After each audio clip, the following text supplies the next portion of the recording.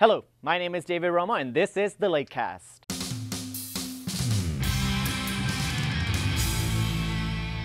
Thank you all for joining us today. This week started with shocking news coming from the school's newsletter, The E-Currents. The university president, Dr. Tessa Martinez-Pollock, announced that Dr. Estes' position as executive vice president had been terminated. Dr. Pollock said that the decision was in mutual agreement, but this statement doesn't satisfy many students. I guess like the initial reaction is kind of like, well, why did this happen? So I think students could be a little confused, especially because it happened in the middle of the semester. So I think students are gonna kind of react like, whoa, like what's going on? What's going on through administration that Dr. Estes was gone, but they might not get the whole story of why they decided to eliminate his position and why that position was created to begin with. Like, he's really involved in everything. Like, I always see him at events, basketball games, dances, and stuff like that. So the fact that he would be leaving is shocking. I'm concerned that where his power is going to go, like what he did, what his responsibilities are going to go. And Dr. Estes did a lot here. He was a big part of the community here. He knew a lot of our names. He was really involved. He tried to be really involved with us to make the school better. And I'm not sure how that's going to happen now because I don't who's going to be with us. According to the newsletter, the decision is aligned with the Board of Trustees resolution, which has to do with the reallocation of resources to enable growth in the university. Dr. Estes will be present at the next Student Voice Assembly meeting this upcoming Wednesday 29th in the Blue Room at 12:15. Stay connected to lakefrontsa.com for all updates and the complete story of his departure. And more information, if you are a student who is concerned about discrimination based on sexual orientation, Sarai Bejarano tells us how the Alliance Club could change this. OLLU Alliance, whose goal is to promote a safe and welcoming environment for all students, regardless of their sexual orientation or gender identity, has taken it upon themselves to initiate a petition that will change the current student handbook. We want sexual orientation and gender identity and expression to be protected classes here on the campus. If there's an LGBT student here on campus and they are harassed or they're discriminated against, or if there's a hate crime, there's nothing really written down protecting that student. The petition that was initiated by Amanda Benton began on February 3rd and won't end until 500 or more signatures are gathered.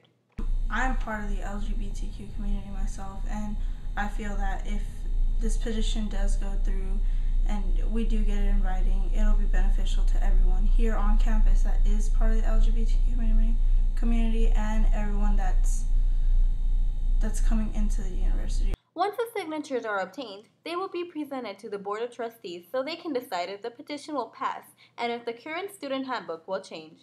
If they say no, the Alliance does have a plan B, and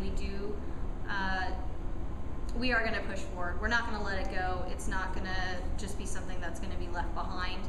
We're going to keep pushing for it, and we are going to ask for support from people outside of the university at that point.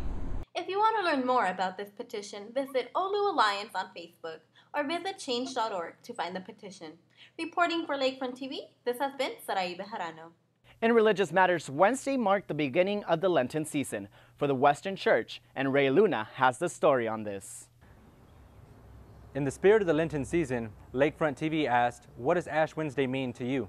Maybe not a new beginning, but just a reacquaintance with God, with Jesus, coming closer together with Him, and maybe renewing vows, or just giving up something in order to come closer with Him and come closer with God or Jesus. So I think as a student, it's important that we get the opportunity to continue those rituals and celebrating them. It just bonds us all together. So we're receiving these ashes and getting ready for Lent. So I really enjoy it, being able to participate with just not only my other students, but the faculty, the staff, and then neighboring homes. Ash Wednesday is the beginning of the Lenten season for us in the Christian churches, and most especially in the Catholic Church. We put ashes on our forehead as a sign of repentance, marking ourselves and this Lenten season, the beginning of the Lenten season, a day of fasting, abstaining from meat, and it leads us into this season where we're encouraged to pray, give alms, and to fast. And so it's a time of preparation for the Easter season when we prepare for the resurrection of the Lord, but also for the renewal and of our baptismal promises when we, of course, commit our lives to following Christ. For more information about the Lenten season, visit University Ministry, the second floor of the Elliott House. For Lakefront TV, I'm Ray Luna. Fiesta is just around the corner, and students at the university are also preparing to celebrate on campus. Sarai tells us how. This year, OLLU will be part of the 100 events held throughout San Antonio during Fiesta. OLLU will be an official Fiesta site for this 2012 event. The event being held on campus on April 22nd, called the Best of the West, will promote the West Side's local artists, restaurants, and musicians. Right where I'm standing is right where the stage is going to be for this event. So all of the people that will perform on our main stage, they could be dancers, they could be singers, they could be puppeteers. It will happen right here. OLLU students are encouraged to volunteer for the event that will be from 11 a.m. until 6 p.m. Tickets will be $8 for adults and $4 for children. Down here where all the cars are, that's really where a lot of our food booths will be lined up. It's been several years since we haven't been on the map, so it's nice that they're revitalizing that and taking advantage of this opportunity. And I think it's a really good thing that they're putting the proceeds towards scholarships for students. We want the best event for our students and to represent the lake. So we're excited.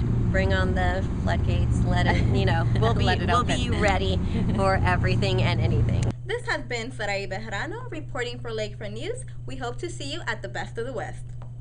And that concludes our Lakecast for the week. We want to remind you to participate in the literary journal, The Thing Itself. Email your submissions as an attachment to ttijournaleditors@gmail.com by Wednesday, February 29th. For more information, contact Dr. Charada at hcharada@ollusa.edu. I'm David Romo signing off for our weekly Lakecast. We will see you next week.